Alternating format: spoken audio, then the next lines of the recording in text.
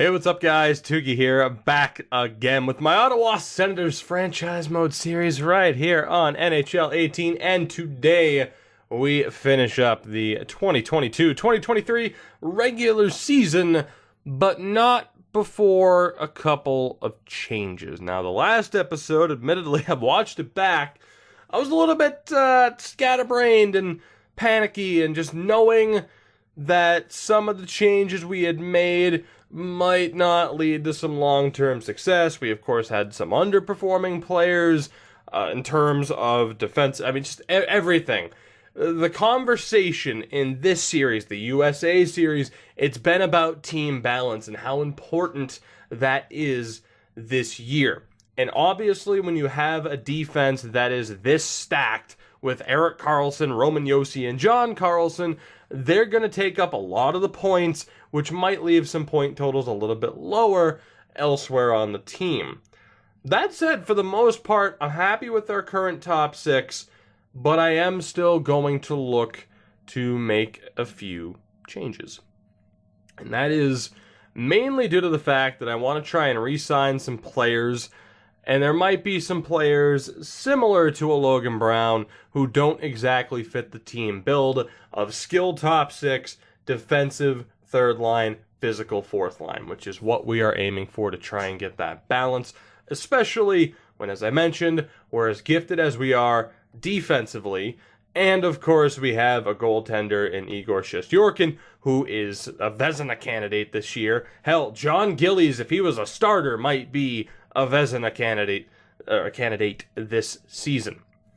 The other big factor here, of course, is this is the only series I currently have ongoing where injuries are a factor, and obviously someone like Colin White's been battling injuries on and off all season, so I'm also taking that into account. That said, let's make these moves. I have 3 players that I'm looking to move right now.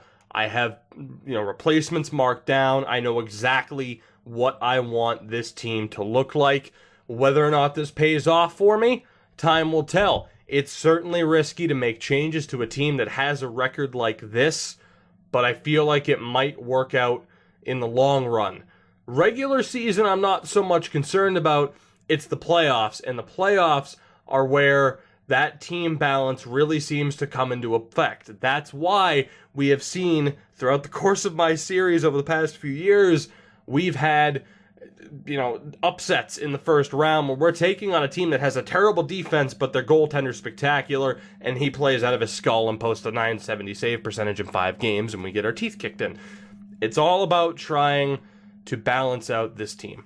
The first player I am targeting from the Arizona Coyotes, you probably know him if you pay attention to up-and-coming prospects. That is Barrett Hayton. Here is the thing.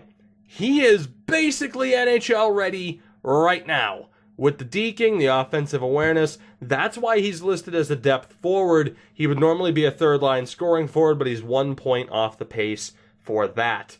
So I am going to look to acquire him. He should be ready to go next year, but for now, he'll be an AHL replacement. He should tear it up in the AHL. The one downside, of course, is they do not want to trade him. The one thing I need to check, they have plenty of cap space, which is kind of an important note because I am trading Matt Duchene, which is not an easy decision to come to when he has had really a tremendous season so far. 34 points is nothing to scoff at.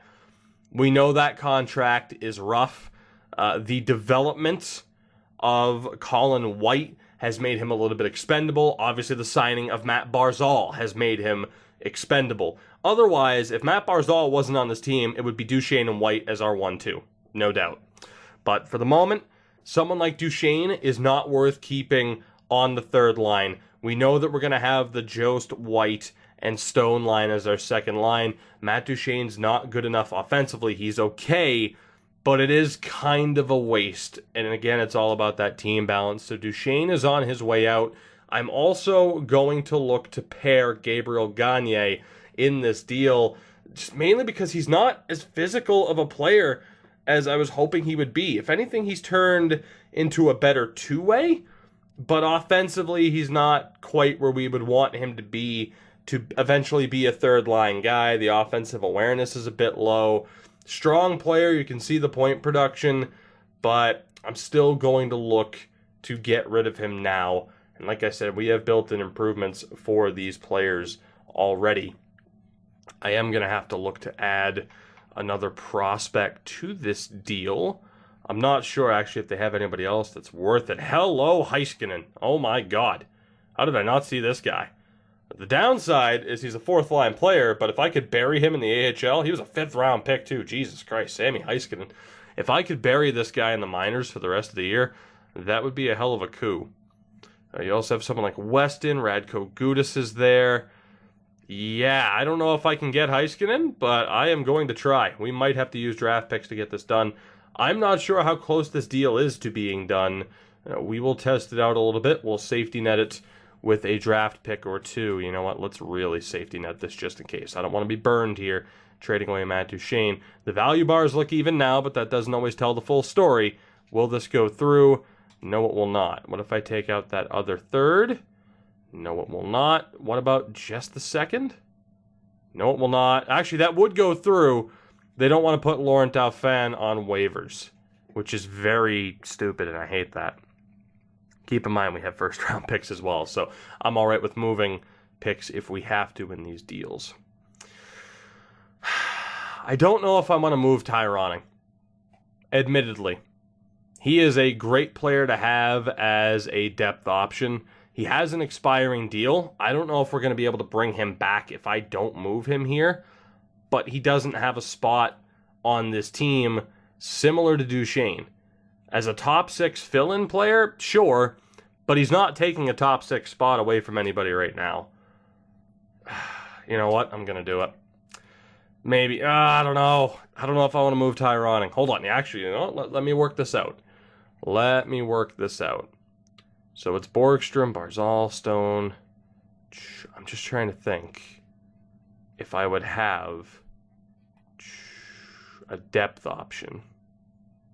Tobias Lindbergh could be the healthy scratch, but you see the alternative and the better alternative of having someone like Tyroning as the healthy scratch, just in case. Again, they apparently don't want to lose Laurent Dauphin, which just doesn't make sense, really. Talk about a healthy scratch option, though, Laurent Dauphin. Damn, actually, hey, I'll take him back in the deal. It's fine by me. So Duchene, Gagne, Hayton, Heiskanen, and Dauphin in a second.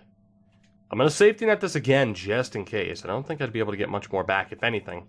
Safety netting it might not work because of Dauphin's value, but we're looking at moving Matt Duchene and Gabriel Gagne for Hayton, Heiskanen, a second, a fourth, and Dauphin. I don't know if this will go through. It will not. What if I take out that fourth? Just a bit low. Still, this is shaping up to be a great deal. This is shaping up to be a very good deal for us. Duchene, Gagne in a fifth for Hayton, Heiskanen, Dauphin in a second. Just a little bit low. What if we try our fourth and a sixth? Is that enough? Duchene, Gagne, a fourth and a sixth along, or actually, yeah, I mean, Duchene, Gagne, a fourth and a sixth for Barrett Hayton, Heiskanen, Laurent Dauphin, along with a second round pick is what I was going to say. And there you have it. Matt Duchene and Gabriel Gagne off to the desert. Didn't think I'd be trading Duchene. It made sense to. Now, Dauphin being a healthy scratch, I am more than okay with, and I can send down Heiskanen. Can I send down Hayton? Yes, I can. Beautiful. So we'll send those two down. They should both just tear apart the AHL right now. Like, it shouldn't even be close. We still have one more move to make, though. And this is one that people really might not agree with. You've seen me mention this player a lot, and I want him. Bowen Byram, former 12th overall pick of the Blue Jackets in 2019, is a target here to be the in-house replacement for Connor Timmins. I'm going to look to move out Connor Timmins. You'll see the strategy behind that. But I am going to look to move Timmins. Byram is the immediate replacement. He'll be down in the minors, and we'll see how that works out. Like I said, I pretty much have this entire lineup shaped exactly how I want it. Whether or not it works out for us, time will tell. But let's see what happens here. And a third and a fourth, just in case. I know that probably won't go through, but I'm just making sure. Yeah, well, what about just a third? Still no. I'm not sure what the value is right now, because they're about even in value. They want Timmins, but don't want to trade Byram. Straight up? No. Okay, and actually, it looks like Byram might have the slight edge in value. What about our third round pick? Timmins and a third for Bowen Byram? Just a bit low. All right, you're full of it, but that's fine. How about the seventh? Is that good? Timmins, a third and a seventh for Bowen Byram?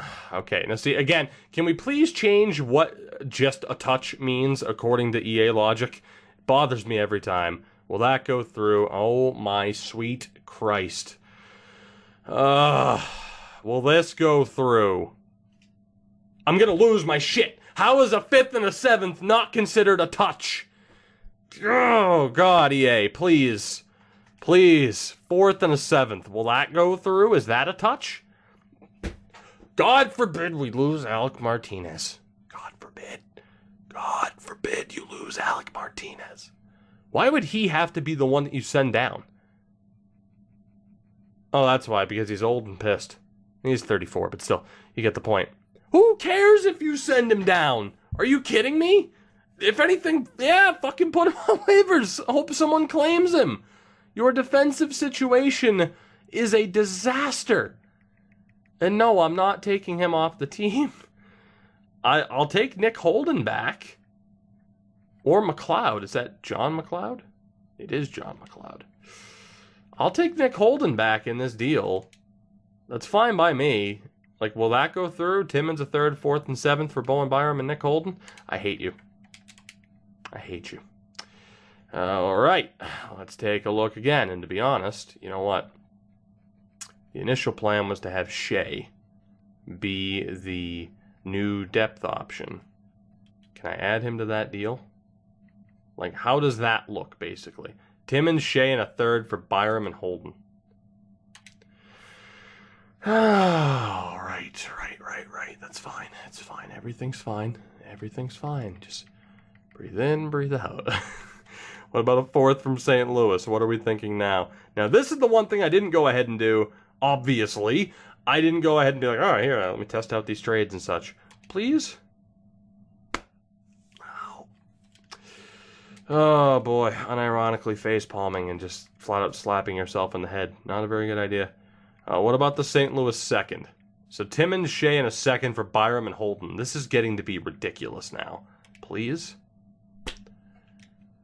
All right, Bowen, I really like you, but the LA Kings can kick rocks. Over to my alternative, and that would be another defenseman who's coming up in the real-world draft. That would be Nikita Okatyuk. Yeah, I was looking at Jared McIsaac as well, and trust me, I'm tempted. I don't think I can bury him in the minors, though. Although it didn't say waiver. Actually, he's still in his entry-level deal. Jesus Christ. Actually, it's not even his entry-level deal, but it might still work. I'll go for Jared McIsaac, but I'm going to have to play him down in the minors for the season. So, yeah. Will that go through, Timmins for McIsaac? It was worth a shot, okay? It was worth a shot. I wanted Bowen Byram, but these two alternatives here on San Jose are certainly options as well. It's just how much am I going to have to add to this deal? Again, Timmins is an 83. If I'm not... Oh, God damn it, that glitch. Timmins is an 83 at 23 years old. McIsaac is an 80 at 21. So they're about the same player, or we're about the same player at the age. The problem is, of course, when trying to deal for players that teams don't want to trade, it becomes a massive problem. Like, obviously, this deal is not worth it if you look at what we're giving up. If you're viewing it from a logical perspective, but there's no logic with some of this stuff. Will that go through? Thank you. Not worth it, but at this point, I'm just desperate to get a deal done. Connor Timmins and 4 third-round picks to San Jose for Jared McIsaac because this game hates me. That's the only valid excuse. This game hates me. The good thing is he's already down in the minors. Man, we got Ty Smith there too. Things are looking good. Let's call up Shea. He'll be the new healthy scratch. And then forward-wise, Dauphin is a healthy scratch. That is fine. The call-ups, and I talked about this previously, are going to be Pascal Carl and Peyton Krebs. So like I said, well, I don't know if I said it in this episode, but I've definitely said it as far as like, hey, this is what could happen. We are weakening the team on paper, but not by that much. If anything, we are getting players into certain roles that they might be better suited for. So Krebs is going to be the third line center. And on the right wing, we're going to have Pascal Carl, Craig Smith. I mean, we're going to have I don't know. You can think of a line name for Paul, Smith, and Smith. And Kevin Fiala, surprisingly, I'm going to keep. Odds are I'm going to lose him to free agency, but I mean, it's not as if we don't have enough picks. So whatever, I'll keep him. It's fine. And for the most part, we're looking good. There's a couple of things I have to change, mainly player types or positions. I talk about it in the most recent USA episode. If you don't believe player types solve anything, more power to you. I am still going to optimize this lineup. I'm going to do it, as a jump cut, so I don't waste that much time.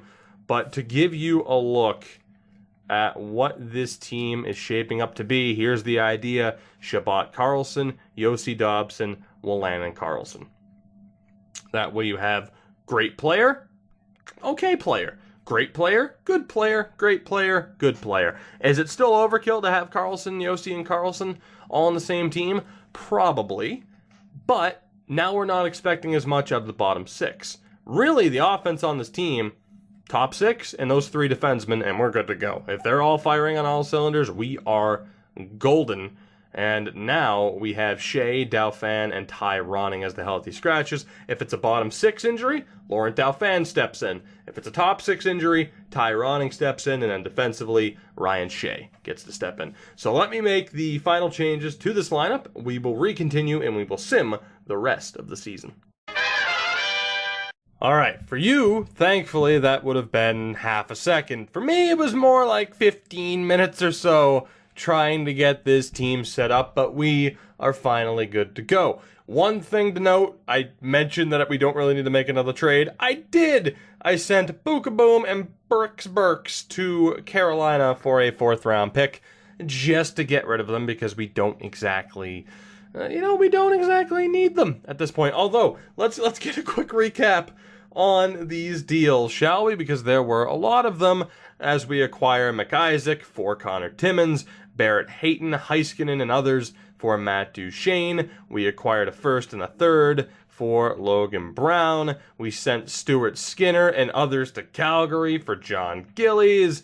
We've made some moves. I think that's an understatement. Alex Galchenyuk and Philip Deneau were traded to Anaheim, which is funny because I think in our Montreal series earlier this year, I traded Galchenyuk to Anaheim, if I'm not mistaken. I might be. It's happened before. Jesus, there were a lot of trades at this point in time over the past month or so, heading into deadline day. So, let's take a look at the teams. Let's finish up this season. Of course, we're in first place. Will we still be by the end of this? Who knows for sure, but I'm excited to find out. First change, Borgstrom, now a sniper. Barzal, now a playmaker. They were switched over. Of course, one was a playmaker, one was a sniper before, for obvious reasons. Borgstrom, 22 goals. Barzal, despite having the better shooting stats, clearly more of a playmaker for whatever reason. As far as the second line goes, it is all the same. Still worried about Colin White. Really hope he gets back to 100%. Third line, Kevin Fiala, now a two-way with Peyton Krebs and Pascal Carl. I'm intrigued to see what they can do. Again, Krebs is a little bit better than what that 77 would make you think. The offensive stats a tad low, the physical stats aren't great, but he's better than that 77. Same for Pascal Carl, who was a very interesting pickup. For him, it's just more the shooting category is abysmal, but that's okay. And then, of course, the fourth line, Paul, Smith, and Smith. Excited to see what they can do. Defensively, it is Chabot and Erik Karlsson, Roman Josi and Noah Dobson, Christian Wolanin with John Carlson. The power play is ridiculous. I mean, we have our 3 main defensemen. I also tacked on Kevin Fiala there to see if he can get a little bit more point production. The penalty kill, also ridiculous. Borgstrom, Stone, Barzal, and Smith as the forwards. Carlson, Josi, and Dobson. Of course, the goaltending remains the same with Shesterkin and Gillies. The healthy scratches, as mentioned, Dauphin, Ronning, and Shea. The AHL team is ridiculous. You have Sami Heiskanen, Barrett Hayton, and Vitaly Kravtsov, Tobias Lindberg, Jesperi Kotkaniemi, and Nathan Bastian, who has one of the more interesting attribute layouts I think I've ever seen, but he's also done really well this season, funny enough. Third line, Igor Malkin, Shane Bowers, and Bernard Vauclair. Formenton, Gregor, and Bjorkfist are the fourth line. So we do have Theodore, who should probably be in the lineup in terms of development, but I do want this team to make the playoffs. And Jack Alcock, similar thing where he should probably be in the lineup, but we're aiming for the playoffs. And they are the healthy scratches. Defensively, Ty Smith and Jared McIsaac, that's ridiculous. Lajoie and Stillman, also quite ridiculous for AHL level. And Rasmus Sandin with Benton Moss. Healthy scratch, Murray and Keith. Murray's not ours, Keith is. The goaltending remains the same, of course, with Taylor Kadri and Boston Blues. Boston Blues, what a great name. And with that, we are pretty much good to go. What I am going to double check here, though, before we play Detroit, let's go ahead and move past deadline day. We are good to go. That's what I was hoping to see. Colin White's back to 100%. We are good to sim. I didn't want to overload you with management, but it is worth taking a look early on here at the contract situation. Now that I think about it, of course, wanting to be able to do the 85% trick to save ourselves money, which actually brings me to getting the calculator app up. Let's take a look who is expiring at the end of the season. You know Nikita Gusev is going to want to be paid. He's still on his entry-level deal. That is ridiculous. Shesterkin also wants a big-time contract, I'm sure. That's actually not as bad as I thought. $23 million.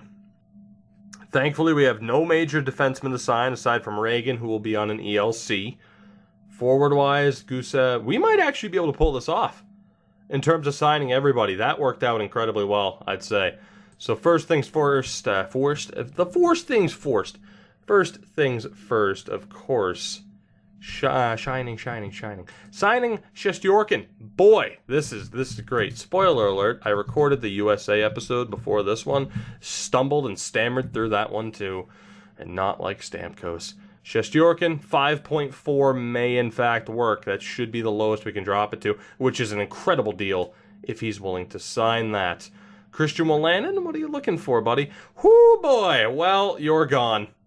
It's just flat out, you're gone. What's Lajoie looking for? That's not that bad of a deal. I might bring him back. He is one of those prime candidates that I may have to trade just to free up any space, but 875 should work for him. We will not sign Reagan yet. Wolanin, buddy, I wish I could sign you, but there's no way. That's what I was expecting. The longer Gusev signs for, the cheaper the deal he's looking for. Do I give Gusev a stupid contract? As in 6 years to bring him up to 35 years old. I normally wouldn't go on that long of a contract, but that might be the way to do it. What would he be looking to sign for here? Because I'm not expecting him to regress. I could knock that down to 4.3 over 6 years.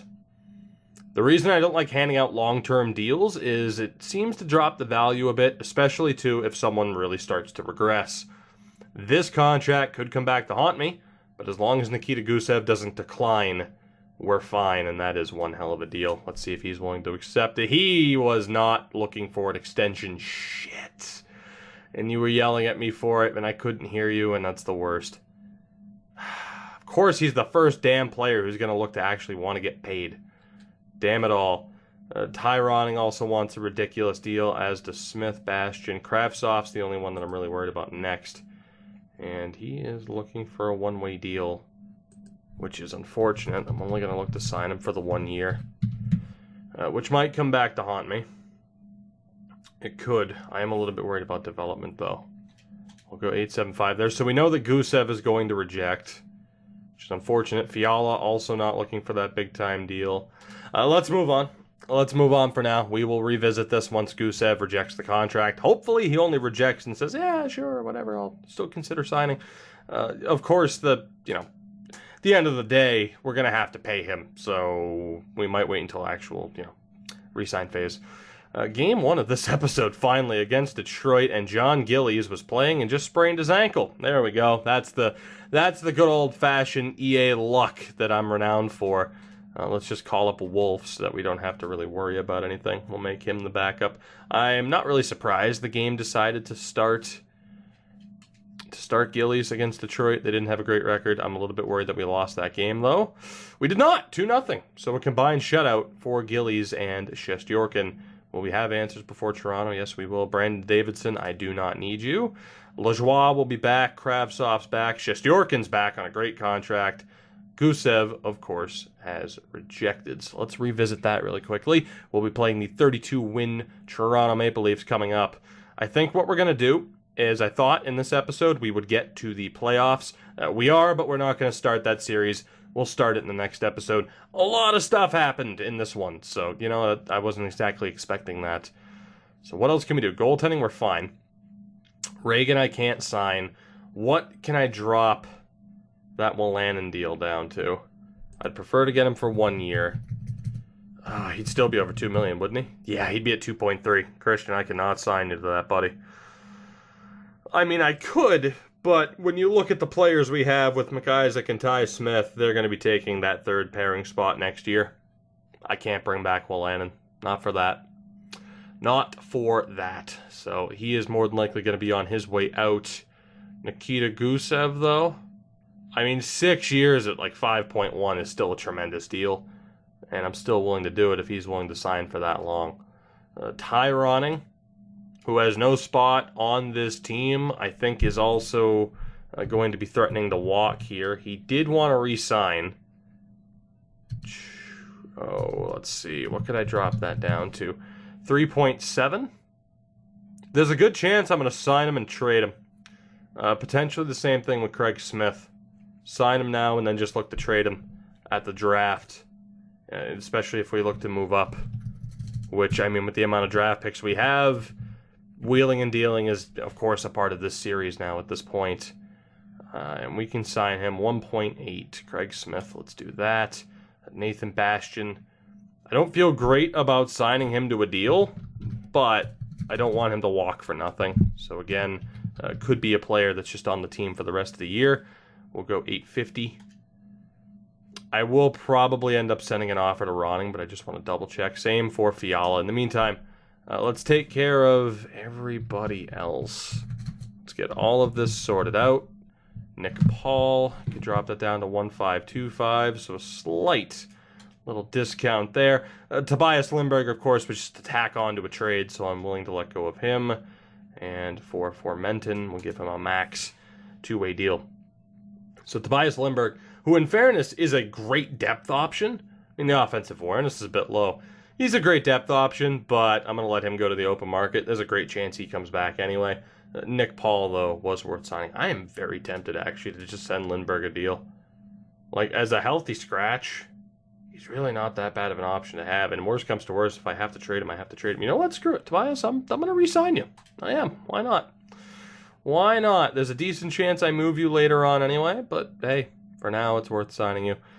Centers, I might. Ooh, boy, for Dauphin, maybe not. Yeah, that's right. Dauphin was looking to be a fourth-line guy. Okay, we'll stop that. Let's wait until we hear back from Gusev now, shall we? Shall we? I don't want to get too overzealous, but, you know, some of those depth role guys I do not mind bringing back. So here we go, March 4th against Toronto. Can we get the win? Formenton's back, and we get another win. 2-1 final. A good way to start the month. Craig Smith has re-signed. Nick Paul, Bastian, Lindbergh. Gusev did, in fact, reject, which is fine, because when you think of what he's capable of, you know, guarantee for 40 goals this season unless he gets injured, knock on wood, now he will. Whoops, didn't mean to go there. 5.5 even would be a tremendous deal. It's just whether or not he wants to sign for 6 years, which he probably doesn't. That's probably the holdup with him. But we will sort this out. Negotiations. We'll make it happen. So, Gusev, I have $17 million to spend. He's asking for more money now. Let's go 6 years at 5.5. See if that works. Kevin Fiala. Let's go 1 year at 5.3. Just to bring you back. And then Ty Ronning. Let's go 4.35. We'll drop that down to 3.7 again. We should be good to bring everybody back. No guarantees that people stay. I'm a little bit worried about that Ronning deal. That might be a difficult one to move, but at least it's only a 1-year deal. Again, Christian Wolanin, there's no way. Doesn't make sense to bring him in for over $2 million when we have built-in replacements. Laurent Dauphin, same thing. I would probably prefer to keep Zach Smith, although it's looking like he wants out. Let's go 1.4 for 1 year just to keep the veteran at this point. Dauphin's not going to be signed. Reagan doesn't need to be signed. We'll re-sign Shane Bowers. Noah Gregor, same thing. You really don't have a future on this team, but I'll look to keep you. And with that, we would be good to go. So let's hope that everybody accepts and makes our job, my job at least, much easier so that we can get through the rest of this season. I did not expect this much micromanaging, but that's what happens. Them's the breaks. John Gillies is back. So we'll go ahead and drop Wolf out of the lineup. I'm a little bit worried that Gillies isn't 100%. He should be by the Florida game, but a reminder, an injured backup can end up being injured even if they don't play because this game is incredibly weird. So let's hope that doesn't happen here against Florida. Fiala has rejected, all right. Smith also rejected. Bowers is back. Ronning is back. Gregor Gusev is back. That is beautiful. And we also pick up a win against Florida, 4-3 in overtime. So 3 wins over division opponents as well, up to 92 points on the season. Gusev is back up to a point a game pace, which is absolutely insanity. Absolutely insanity. Absolutely insane. It's insanity is what I was going to say. You know it's a bad sign. When I start combining, again, I said this in the USA episode, it's like deja vu here.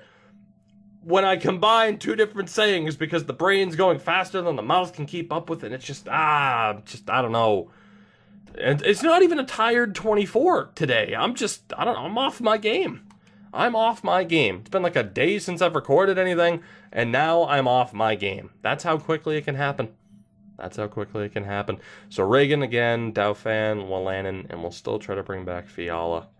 Let's go 1 year at 5.5. It's a little bit risky, but hopefully he accepts. Bring him and Smith back. We'll look to make deals at the deadline to free up space for free agency if needed. But that way, of course, once everyone's re-signed, we don't have to worry about the re-sign phase for whenever the hell we get to the off-season, which is hopefully a few episodes away. San Jose, 28 wins on the year. Hopefully we can get the win. John Gillies is back. And we lost 4-2. Of course we did.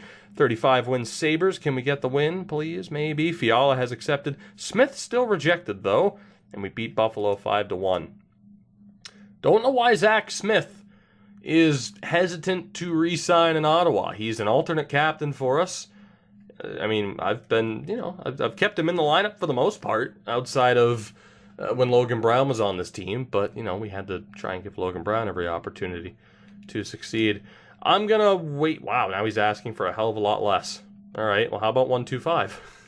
Now that you're asking for a hell of a lot less, not sure what's up with that. Maybe his agent's like, hey, Zach, let's maybe be reasonable here, because otherwise you're going to toil away at home because no one else is going to sign you. It's true. No one else will probably sign him. 34-win Ducks. Can we pick up the victory here? Yes, we can. 3-1. We have a pretty long break here at this point in the season coming up. Scouting-wise, oh boy, where were we? We were done with the States. Overseas we go. We were in Russia. There we go. Let's go Russian defense for 2 weeks. Try to get Russia, Sweden, and Finland scouted. Zach Smith is back. Everybody is re-signed, so we don't have to worry about the re-sign phase whatsoever, which is beautiful. We will take a look, though, if someone like Christian Wolanin is willing to stay, and Laurent Dauphin, even, for the hell of it, if they're willing to stay and sign for cheap at the actual re-sign phase, as we have won 3 out of our last 4 games. We beat Boston, lose 5-2 to Carolina, but we are now 1 win shy of 50 on the season, still winning the majority of our games, so say what you want, but despite the weakening of the team on paper, we are still cruising towards the postseason. Belleville should also be on pace to make it as well. We have 5 games left as of April 1st. We are 51-20-6. Belleville at 41-30-6. I'm hopeful that those overtime losses will help them make it. We have already clinched the playoff spot. We are 7 points above the Lightning for the division lead. Really, I mean, that last game, 4-1 over Tampa, was gigantic. One more win should do it. Gusev, how long has it been since I've had a first-line player be over a point a game? It's been a long time at this stage of a season. Nikita Gusev could be the guy to do it. And when you think of the contract we just re-signed him to, he could be a major player here for years to come. Are we in the President's Trophy race? We are. We are 3 points back of Pittsburgh. I don't think we'll catch them. It's possible, but we are right now the second best team in the league. And you see 2 of the top 3 are Atlantic Division teams. So Tampa is a scary, scary threat to us. Let me take a look, though, at the AHL. I want to see what their situation is. They are in the playoffs as well. Both teams have made it. That is tremendous. That is what I was hoping to see. So let's go ahead and sim the final few games of the regular season here. We'll take a look at everything, a full season recap. But let's take a look. Can we somehow steal away the President's Trophy? 3-2 win over Colorado could go a long way in helping that happen. Let's go Liga forwards for 2 weeks, which might be too long. Florida. Oh boy. All right. Well, thankfully it's not a major injury necessarily. He should be back for the start of the playoffs. John Carlson might miss a game or two, but he's out with a mild concussion. Ryan Shea is an offensive-oriented player, so we'll just have him replace Carlson in the lineup. It was a 4-1 win over Florida, a 3-0 win over Buffalo, a 6-1 loss to Detroit, which is very surprising. Oh my God, no. EA, not like this. First John Carlson with the concussion, and now Thomas Chabot is out with a broken nose. Shit. That is my only response. Oh boy, this just got a hell of a lot worse for us.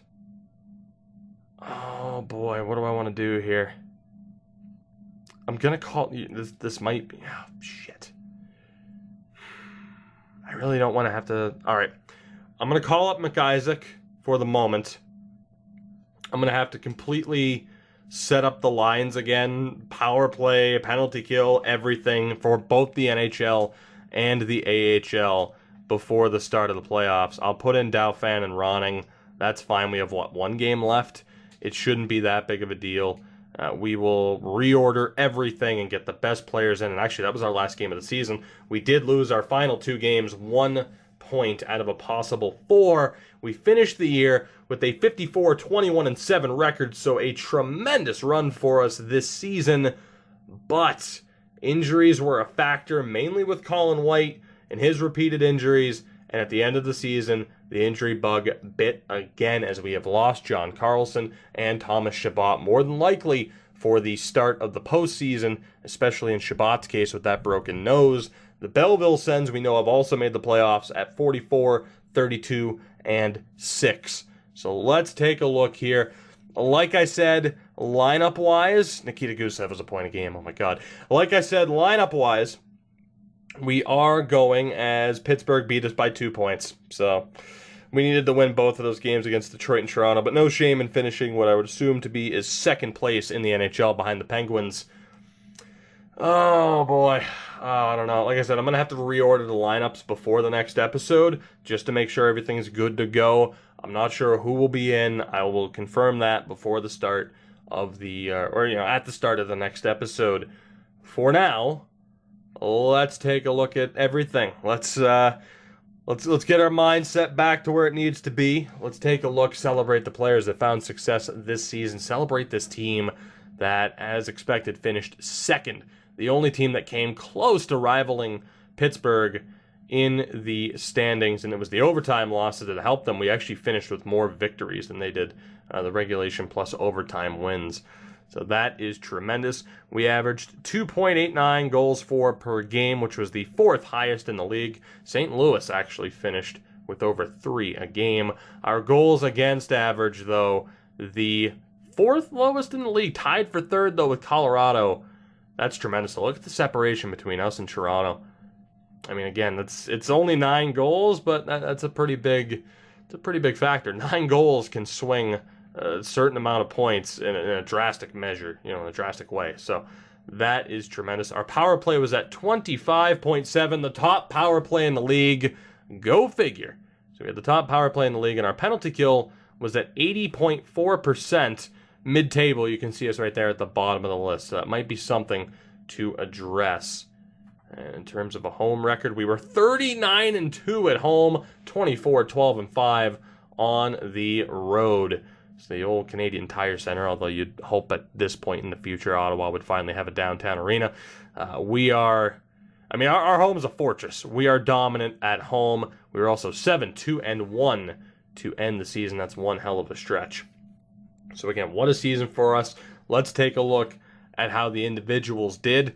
And actually, let's go by forwards here. So Nikita Gusev, 46 goals, 36 assists. Might have led the league in goals, but again, it's been a long time since I've had a superstar and a top-line player actually hit a point a game.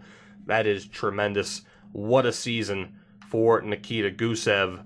Like I said, that contract we just signed him to, back-to-back 40-goal seasons, 82 points. What a year. And funny enough, only 29 of those points were on the power play. So he was very, very effective just in general, not only on the power play. Shot 15.8%, which is insane. Matt Barzal started the year off as a sniper, ended up finishing with 14 goals, 62 assists. My God. 76 points, no complaints from me, of course, and a plus 21. Actually, let's take a look at Barzal's numbers. I mean, we signed him last year. This was the year that he finished up with the Islanders, 90 points. He came to us midway through the season, actually on December 1st, or just before December 1st, 39 points in 58 games, and now this year, a full season, 76 points. That is tremendous. And then Henrik Borgstrom, 34 goals. Think about that.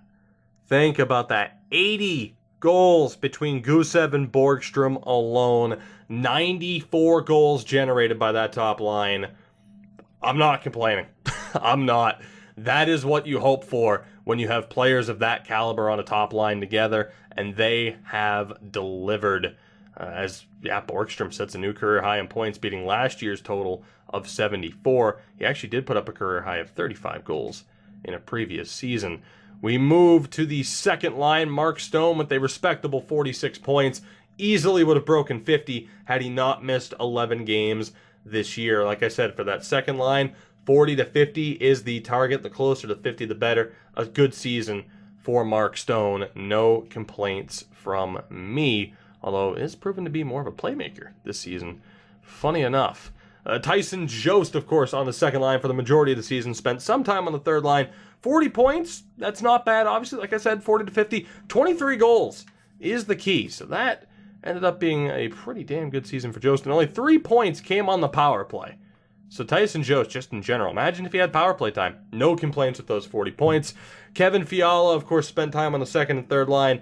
30 points. If we consider him just a third liner, I'm good with that. Decent season for him. And then Colin White nearly hit 30 points. Probably would have hit 40 if he did not miss 22 games. So I'm also all right with Colin White's performance. We move over to Craig Smith, who we acquired earlier on in January, I do believe. 17 points in 81 games, not terrible. Of course, he's playing on our fourth line. Had he been on our fourth line all season, he may have hit 20. Ty Ronning, 13 points in 44 games, obviously not terrible. And what a depth addition he is right now. Nick Paul, 9 points in 81 games. That is actually a little bit disappointing. But, I mean, you look at his track record, it's not surprising. And when you consider, because you look last year, 9 points in 43 games, 9 points in 81 games this year. Think about the offensive weapons that are on this team. It's understandable. Same for Zach Smith, 9 points in 60 games, not terrible. And then the trade deadline additions, not doing as well as I would have hoped, admittedly, but we were still cruising to winning the majority of our games. So 4 points for Pascal Carl, he's a -6. Peyton Krebs, 2 points and a -3. So admittedly, it's a rocky start for these two. We'll see what happens moving forward. At the end of the day, we are still winning the majority of our games. Defensively, holy hell. 46 points for Roman Josi this season. Probably didn't need him.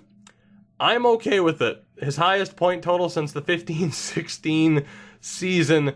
Erik Karlsson also put up 56 points. He put up 60 points last year. So while having Josi and Karlsson on the team, that being John Karlsson, of course, while it affected his numbers, it wasn't to a ridiculous extent. By the way, plus 27 and a plus 30.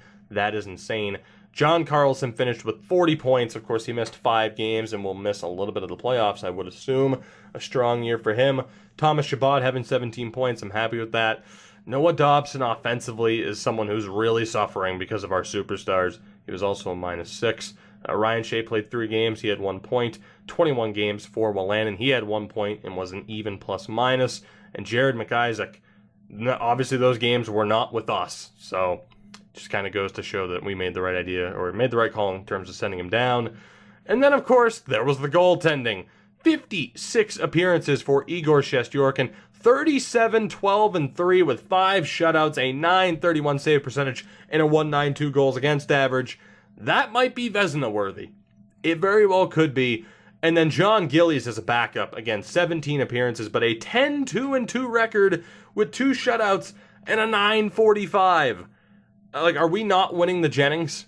At the very least. Like, what a tandem these two are. And in fairness to 72 overall Dustin Wolf, 2 games, a win and a loss with a .940 save percentage. So, you know, why not?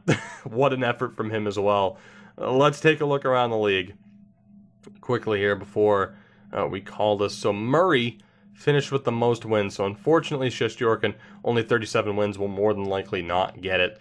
And yeah, I mean, looking at it, Matt Murray's going to win it. But a very respectable season for one Igor Shesterkin. Although I know I'm waiting for some people to be like, it's Shesterkin, because I mean, you know, the Russian pronunciations, they change and all that fun stuff. Alexis Lafreniere, 20 years old, 81 overall, 59-point season for the Dallas Stars. Gregory Denisenko with 42 points and 24 goals for Arizona. Alexei Heponiemi finally had his rookie season. Jansen Harkins, some dude who doesn't exist. Quinn Hughes in Minnesota. Martin Nakash. Carl Volk, Eric Bronstrom as well, Jack Kopaka, German, or Rubtsov. So Lafreniere will be taking home the Calder, which is a nice sight. And around the league, Connor McDavid leads the league in points, but again, it's so nice to see someone like Gusev up there for us. Just get a look. Goal scoring wise, though, you will notice Gusev and McDavid.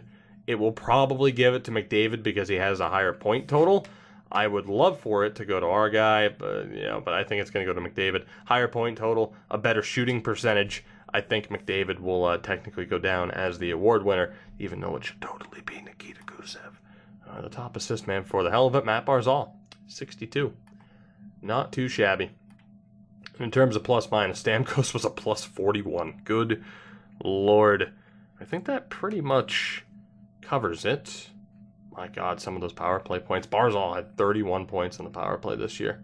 That is insane. The NHL's Iron Man for the hell of it, Leddy. Nick Leddy averaging almost 27 minutes a game. And, no, I was going to say, the hit king, I expected it to be Jake Duchene, of course. That's not the case. He might be the fight leader. It's Curtis McDermott. So, there's Jake Duchene. For some reason, he's not as aggressive in this run. The last thing to look at for the hell of it, I want to take a look at Belleville. Kyle Clifford got into 28 fights in the minors. Good Lord. Let's take a look at the AHL for the moment. Corey Perry. Good Lord. Also, Keandre Miller was terrible. Corey Perry, 78 points. Wade Allison, Flyers prospect, hasn't developed in this run, but he is up there. And then Kravtsov finished third, in scoring. Just for the hell of it here, because, hey, they're going to the playoffs as well. And I was going to Ottawa when all I had to do was hit down a couple of times and go to Belleville. That's unfortunate. Kravtsov had a great season. Barrett Hayton finished with 63 points. Again, I cannot wait to see what some of these guys can do for us. I mean, you look at, too, what Carl and Krebs were doing. It made sense to give them a shot, and I'm still intrigued to see what they can do. Defensive scoring wasn't exactly there. And Taylor Kadri, a .920 save percentage, 30 wins on the year. Not too bad. So with that all said and done, that will do it for this one. Again, this episode didn't exactly plan out as I would have thought. I'm happy with where the team is, though, with the exception of the injuries. I will have to set up the roster for the next episode and trying to get the lines in as good of shape as they can possibly be in. We are taking on the Buffalo Sabres in the first round of the playoffs. We will take a look at their lineup at the beginning of that next episode. For now, we are done here. So I thank you very much for watching, as always. You know what you can do to support the video and the channel, and I thank you for it. Links are in the description to my Twitter and Twitch. Give me a follow on both of those platforms if you have not already done so. And until next time, have a good one and take it easy. That's the same thing, really, if you think about it.